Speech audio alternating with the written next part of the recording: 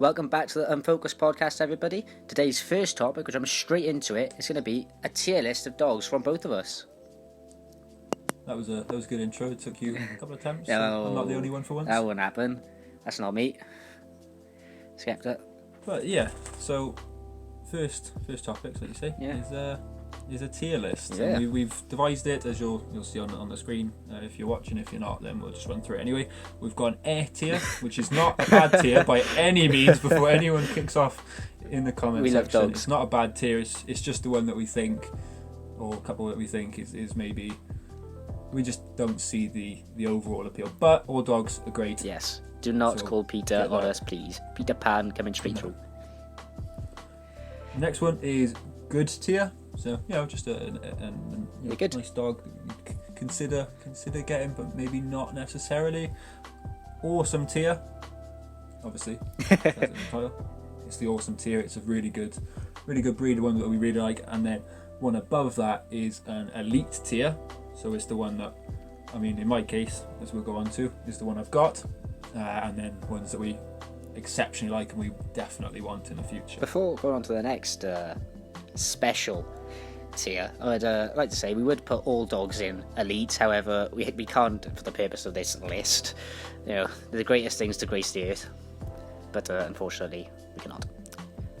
Well, we needed the word tier in the title mainly, so it's but then you say like this, the last tier is a personal problem tier. So again, not necessarily a dog we don't like, but one that we've had issues with that we would probably steer clear from if we were looking at getting one. Yeah, that's the tiers explained. So, I may as well just jump straight into my A tier. So Go for it. my first A is Beagle. I wasn't happy with this one at all, as we'll go on to later down the line, but I was not happy with this. Should we give a reasoning? I think for an A tier, it deserves a reason. So a Beagle, I don't know, man. It's like they are just a bit meh. Like, I don't have any sort of real, like, oh, they're really cute or they're really fun or like anything. They're just a bit annoying. Sorry. Yeah, I'm like brewing slowly. Just He's gonna if the audience could see my face, then, He's gonna slap me after the pod. And my second and final A tier is Dalmatian. I just don't see the hype. Put Dalmatians in A tier. I did, yeah. I don't see the hype around them, to be honest. Fuming. I don't know. I'll tell you what. You go for your A tier, and we'll alternate. So I actually only had the one in my A tier, which was Corgi, Welsh Corgi. Now, I suppose it's similar with yours on the Beagle. I don't know. There's something not, I don't understand. Obviously, the Queen, I don't know if it's a Welsh Corgi. She's got the Corgi anyway, and I think probably a lot of hype comes around that. Yeah, I find him quite cute, mind. And I will say. Don't get me wrong, like I say, the A tier is not a bad dog. Yeah. It's not, in any means, it's not a bad dog. It's just, for me, I don't see myself ever getting one. It just wouldn't be the kind of dog that I'd go for. That's fair enough. So, moving on to good tier. My first one is a Tibetan Mastiff. As a personal thing, I don't really mind whether it's a big or a small dog. I'm kind of like varied in liking different sizes. Tibetan Mastiffs are quite large. So there's them, and then also in good tier I have Corgi, so I rate them slightly higher than you. Yeah. And then my final good tier is a Rottweiler. They're very protective. That's a good way to describe them. So. Yeah, I can see that. And then, so was that the end of your good tier? That was yours. So I've got 4 in mine. So started mine off with a Siberian Husky. Good mind, imagine. So, I know, but they're really nice dogs. Really, really nice dogs. I think I'd struggle to have one because I'm not constantly home, and from my knowledge they need a lot of attention. So as much as they're gorgeous dogs, I don't know, I don't think I could care for one enough to kind of say it's one I definitely want and one that I think is a future dog for myself. That's a respectable answer. An Old English sheepdog. So Interesting. really, really long-haired dogs. At the moment, my girlfriend is clapping at the screen. That's one of the main dogs that she wants. I could see myself getting one. I feel like they're just a big dog, so you'd have to have a big enough house and a big enough thing to have any. But they're really nice looking dogs. I actually quite like them when they're shaved. I've met one before that had all of its long hair cut off, and I think they look really nice. I don't think they look weird like a lot of people do. I think they look like cool. It looks like Scooby-Doo but in a grey. Interesting. And then the other two were a French Lapland, which I actually hadn't seen before we looked at a few dogs for this. Well, I didn't know that's what they were called anyway. And a Pomeranian. So two quite small dogs. Don't know what it is. I don't think I'd ever get one of either of them. But I think they're really cute. I just think they're really funny, energetic little things that I look like rats. Understandable. Just the breed that your girlfriend likes. You best imagine yourself with that, otherwise you are single. So, yeah, that's why I put it in there. I was like, I best mention it somewhere, otherwise I'm going to struggle to. Yeah. Well, moving on to the awesome tier, my first dog is a Labrador. They're just really affectionate and like I don't know, like just kind, gentle, but also protective of children and everything. They are a family. Yeah, so I've got Labrador as the third one on my awesome tier list, and I think they're just the dog. Aren't they? Like, you can never go wrong with a Labrador. The iconic family dog, basically. I wouldn't even say sort of like generic or common. No. Really, I think they just are the dog. Yeah. My second dog is Shiba Inu. The meme dog. Yeah, those. They are just cute and like energetic and fun and playful. I definitely wouldn't mind having one. My third dog in this tier is Akita. I don't know if you've heard of Akita before, to be honest. Is it like a smaller husky, right? Basically, yes. Yeah.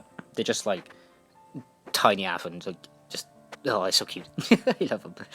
There's like husky markings, but like small. And similarly to that, my last dog in the tier is a Pomsky. So, just both like amazing. I mean, for anyone who hasn't seen a Pomsky, it's on the screen. But look at it. It's this cutest little thing.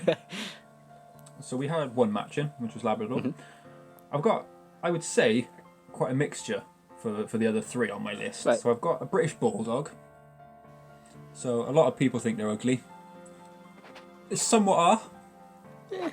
But I don't know. I feel like they're quite. I think it's probably not that well known, but they're quite affectionate. You know, because they're so lazy, they're happy to cuddle up and just do nothing. Obviously, they have a lot of skin problems, which can be expensive if you were going to have one. But for me, I think that's one. Again, I probably won't be allowed, but that's one that I would definitely like to have in the future. Insert whip noise here. Dalmatian, which you put a bit lower down. I love Dalmatians ever since. Yeah, no. See, it has to be an awesome tier for me. Ever since 101 Dalmatians, I have one. They're not very common around here. I don't know where you are, but it's not common at all around here. And there's one that's recently, over the last sort of year or so, has come around my street, and I don't know, they're really nice. They're really nice dogs. And then the last dog on my awesome tier section is a dog that I would relate to myself. Is a Whippet. Scrawny, skin and bone, likes to run, but mainly the skinny. And then, I don't know. hang on. The last description, hench. Oh, and yes, Yeah. very muscular. Yeah. Yes. Yeah, I don't know. There's something about him. A lot of people think they're weird looking, but it's like in Simpsons. Yeah. Santa's little helper. I don't know. There's just something about him I find quite nice. I don't know. I feel like if you exercise them right, I feel like they'll be the really like family dog as well. Yeah, that's fair. I mean, going off Dalmatian and Whippet, you seem to like dogs we've seen on TV. Are you influenced much? Yeah, I don't know whether it's something from a younger age or something. I'm not sure. Well, fair enough. My elite tier consists of, I'm just going to say them as a triple: Husky, Pug, Dachshund, aka Sausage Dog. So, Husky, first of all, I have one, and he is the most, for a Husky, he's the laziest dog ever, but he's so dopey and funny, and I love him. So, Husky's elite. Pug, I don't know what it is about a pug, but you'll know that from as long as I can remember, I've just loved pugs. I have no idea why. So, just because they're small. Yeah.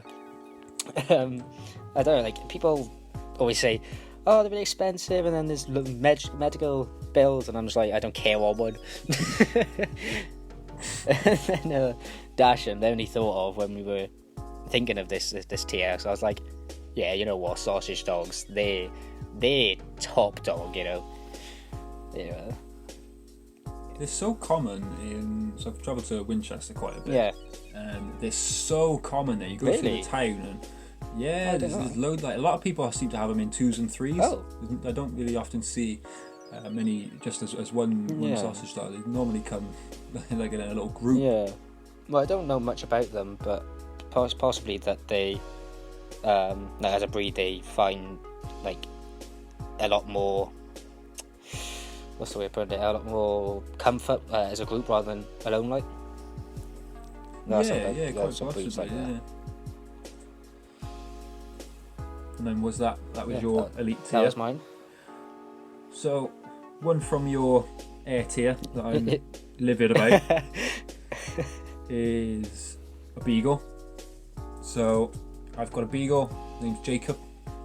I've had him for 4 years now. So he's still a very pup-minded.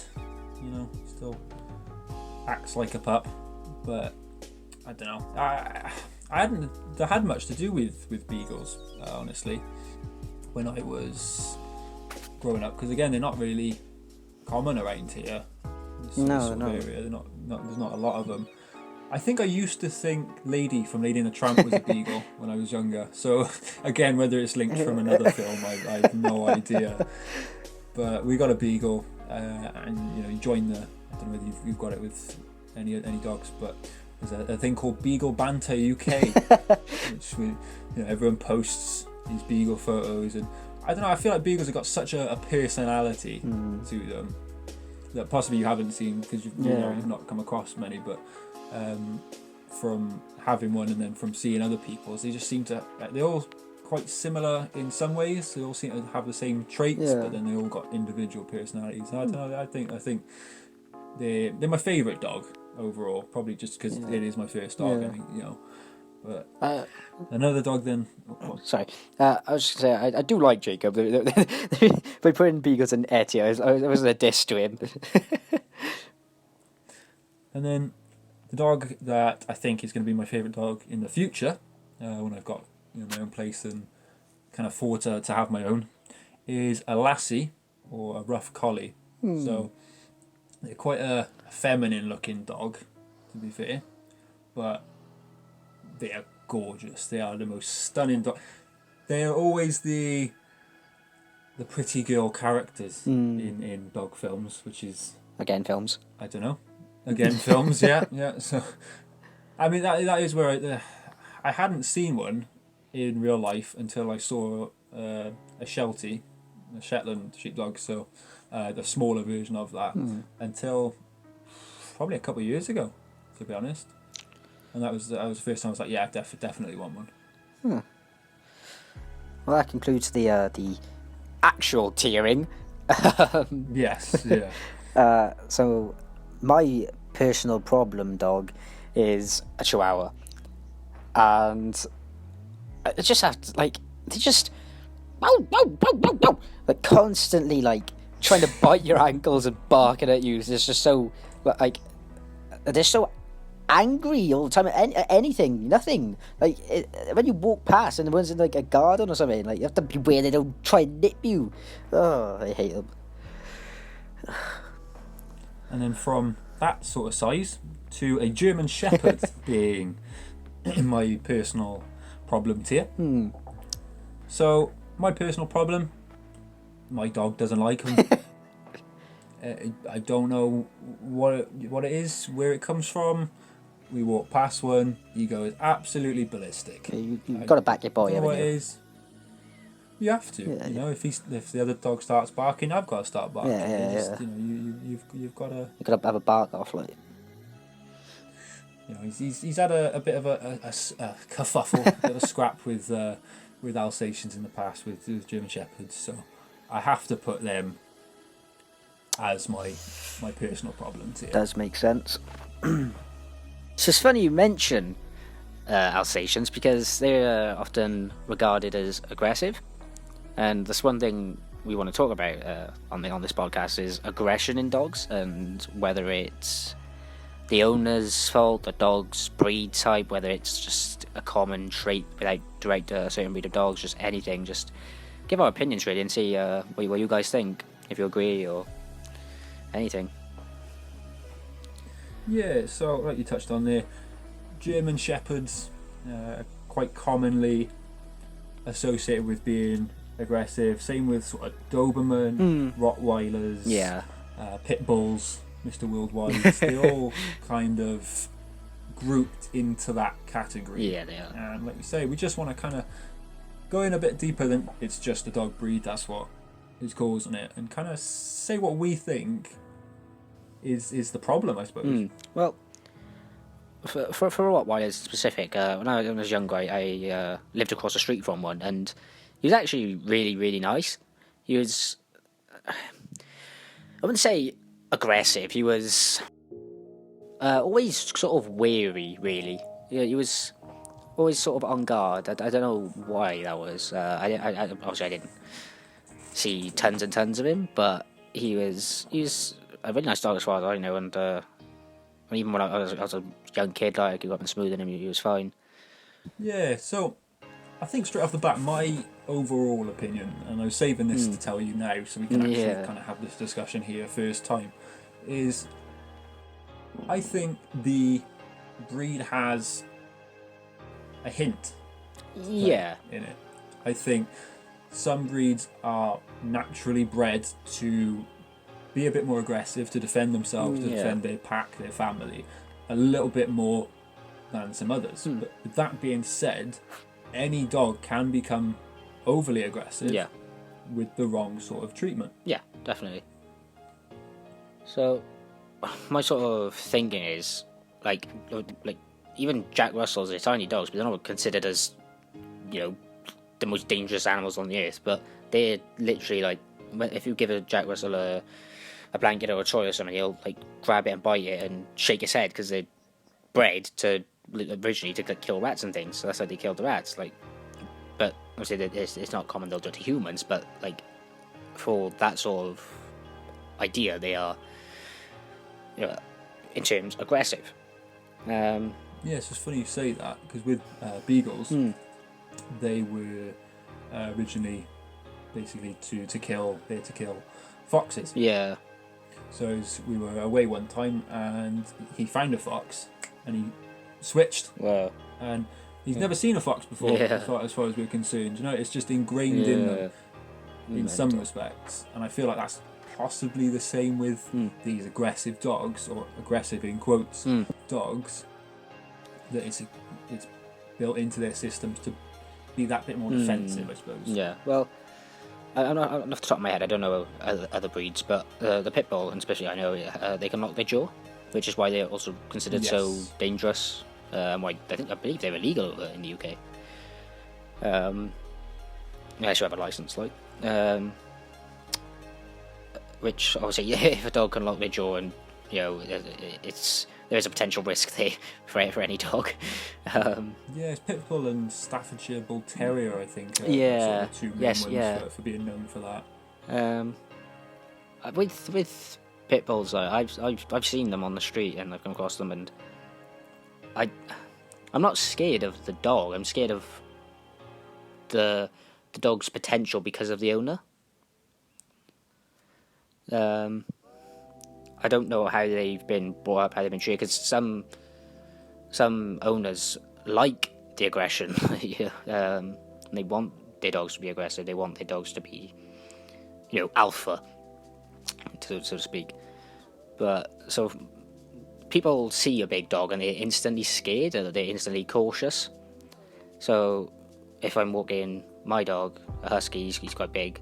People instantly, they'll cross the street, and I'm just like, he's so friendly. He'll let you, all he wants to do is just give you a sniff, maybe a lick, and he'll carry on. I don't know. It's just there's obviously stereotypes, which doesn't help with people. Instantly they see a big dog and they think, oh, danger, because that's maybe just ingrained in us now because we're used to stories and the news and everything. I think a lot of it potentially comes from a lack of socialization between for example, and it's not necessarily the owner's fault. Anything could have happened in the past to make them do it, but I feel like some of them will move the dog away from having any sort of interaction with other dogs, which will lead them then to be a little bit either more timid or a bit more aggressive when they are in contact, because they don't know how to deal with that situation. Definitely. I mean, if we come across, it's a bit different, but say we come across an alien, we wouldn't know what to do. If a dog comes across something it's never seen before, or barely seen before, what do you do? I wonder. I don't know for definite, but I wonder if dogs see other dogs in the way that we do. So obviously, like say for us, we see a bigger dog, an Alsatian for example, and we think, oh, that's dangerous. I think so. So I would say that it could happen that same way, and then the dogs that perhaps aren't normally as aggressive are more aggressive towards that. Yeah, see, because the smaller dogs tend to be more aggressive towards bigger dogs, and they call it is it little dog syndrome or small man syndrome, something like that? Yeah, little dog syndrome. Yeah. So I don't know. I'm sure they can recognise that it is a bigger dog, but I'm not sure they understand what that dog is capable of or anything sort of like that. They just see a bigger dog. I think it comes down, maybe not 50-50. I think a lot more of it will come down to the owner. I think if you've got an aggressive dog, or aggressive again in quotes, dog, and you treat it correctly and you interact at a young age and you get all these factors sorted, I don't think it's going to be an aggressive dog. I think it still has the possibility that it could snap into that, but it'll be a lot less likely to want to than if you don't treat it and give it those positive things going on. Yeah, I'd say that's a fair shout. I mean, for my dog, for example, I'm just using him because I know him. He's so we haven't tried to bring him up a certain way, but he's just so naturally dopey. Yeah. He's so naturally there isn't a bad bone in his body. Basically, that's what I'm trying to get across. He doesn't if he sees another dog, he'll sniff it, and as soon as he sniffed it, he's fine to carry on, but he just has to sniff everything. as most dogs do, to be honest. But I don't know, it's weird how varied different breeds can be, within a certain breed, how different every dog can be. Yeah, definitely. I mean, same as humans, really. We're all a product of our environment, really. So, I don't know. I think that's my sort of capping off to it. Is it's more down to the owner. There is certain traits and genetics within a dog, but they don't have to be unleashed. Really, they don't have to be brought out of the dog. They can just be, sentient and left alone if the owner treats them right. So, something we wanted to kind of again just talk about was, should pit bulls and other, again quoting again, aggressive dogs, should they be banned? And again, what our opinions are. But like I said earlier, I believe pit bulls are illegal over here.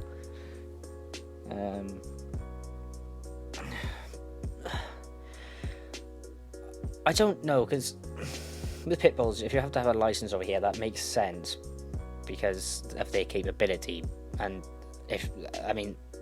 as it is down to the owner. So I mean, that's why you have to have a license, because it's down to the owner and how they brought up. That's all I can think, to make sure that they don't release that aggressiveness.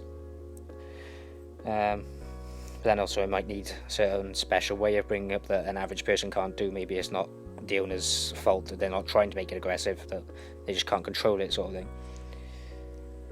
Yeah, so some communities basically allow these pit bulls, for example, as long as they have certain restrictions. So some of them will include restrictions that they have to be neutered. Oh. And that the owners actually have insurance for any damage that they cause, basically. And they have to be under control or confined at all times. So I would assume that would basically mean they have to be on a lead, or they have to be in proper grounds, proper gardens, that sort of thing, which they can't get out of. So it makes sense if it's difficult to kind of put it into words, but if it is an aggressive dog, that would make sense, but to also put that to a whole breed is very difficult. Yeah. Comparing it to humans, like, there are more aggressive humans than others. And I imagine that's the same throughout every species within, like, the animal kingdom, you get me? So yeah, it's difficult, but I suppose you have to be more wary of dogs which do have the capability to do more damage, such as bigger and tougher dogs. And the ones like you say with lockjaw. Yeah. It makes sense, but it still sucks. So, personally, I'd say banning them or banning all. I don't think that's a good idea. No. As much as I perhaps don't like Alsatians per se, I still don't think they should be banned as a whole. No. And definitely shouldn't be, removed sort of at all from the whole country or whatever. No. They should be. I think there's perhaps restrictions is a good idea. Yeah. But you see it all the time. People don't always put their dogs on leads, and then that becomes very difficult. I've seen it a lot around here. There's a lot of like Rottweilers, basically a Rottweiler that moved a couple of streets down from mine that they let off every day. Wow. And he is an aggressive dog. Wow. So it's very difficult then to kind of say, it puts people who have got their dog on a lead constantly, consistently, or put their dogs in the right place at risk, and that's not fair. Then in that case, it should be, I suppose, illegal in that case to have a dog that can just roam anywhere.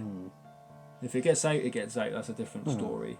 But to just let him out, which they did, they've just stood there and let it happen. When the dog approached me at one point. So it's difficult to narrow it down to a specific. It's difficult to put a whole breed into one category. Well, it is. I mean, owners like that, it just seems like they're looking for trouble. They're wanting something bad to happen. It's pathetic, to be honest. Yeah, it's very, very dangerous. Very dangerous. And that's not just for an aggressive breed. You have a lot of owners that will say, "Oh, it's all right. My dog's not Yeah. aggressive," so they'll let him off the lead. But if that dog comes to a dog that is on the lead, that is aggressive, There's who's that. at fault there? Well, the owner who has the dog on the lead hasn't done anything wrong, so he can't be blamed. Exactly, yeah. No, that's it. So in that case, it comes down to how the owners let that dog off the lead. Yeah. I mean, it's difficult really, because you can't. If someone has a dog and they're doing everything right, you can't blame them for just having the dog. No. If they've got all these, the lead on it and everything, Yeah. it's Exactly. not down to them. Exactly. I mean, and if a dog off the lead does come up to a dog on the lead, that dog's gonna feel like, vulnerable. Really, he's gonna feel. Potentially intimidated. Well, it yeah, could be. yeah. That's sort of what I was looking for. It's just like they're gonna want to defend themselves and their owner. So it's like you can't then blame them. I mean,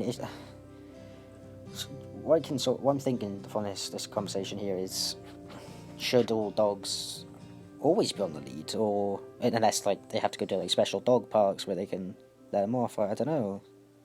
Because I would like to see a place where it's more comfortable for anyone to keep their dog on a lead. yeah, To not have to worry about other dogs. I I mean, think that's that'd be ideal. I'm just gonna call out my granddad here. I mean, he's gonna listen to this, but whatever. He has his 2 dogs, and he'll let them off the lead. But if they run off, he can't catch them. Like he's not like, and they're not like, if they just do what they want. Like it's not right, because if they then get hurt, or if they hurt someone else, I'm not saying it's likely, but it's possible. So, I mean, yeah, you want to give them freedom, that's understandable, but then you can get extendable leads. Just give them one of them. And I think there's a lot of these little, not public, like private dog patches that you can go to. Yeah. Yeah, it costs a little bit of money. Sort of 5-10 quid is one I've been to before for That's an hour. fine. That's And really it's, good. It's a big field, and there's toys there already. Oh, wow. Not that Jacob actually bothered with it at the time, because he was a big and he sniffed everything. But he went around that field, I don't know how many times. That's so worth it. Was it close?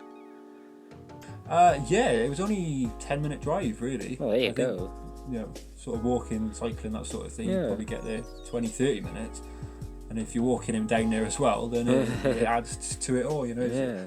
There's a lot more, I think, coming around my area particularly, and I know sort of further afield, speaking to a few people, there are a few more opening. It's very restricted in what land is available, Oh, yeah.